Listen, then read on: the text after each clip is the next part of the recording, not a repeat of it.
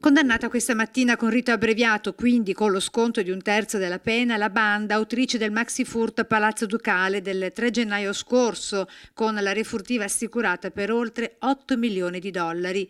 Dovrà scontare 5 anni e 4 mesi Vinko Tomic, capo della banda, che dovrà pagare anche 800 euro di multa. Lo stesso aveva ammesso di aver compiuto il colpo. 6 anni e 1000 euro di multa per Dragan Mladenovic, suo principale complice. La condanna questa mattina da parte del giudice Enrico Ciampaglia del Tribunale Monocratico di Venezia.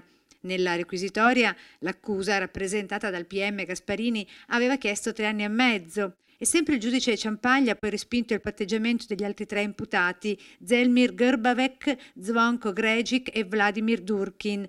È una condanna frutto della pressione mediatica sul processo, il commento del collegio difensivo. E lo ricordiamo, i 5 sono responsabili del furto di gioielli avvenuto proprio l'ultimo giorno di apertura della mostra, i tesori del Mughul e dei Maharajà.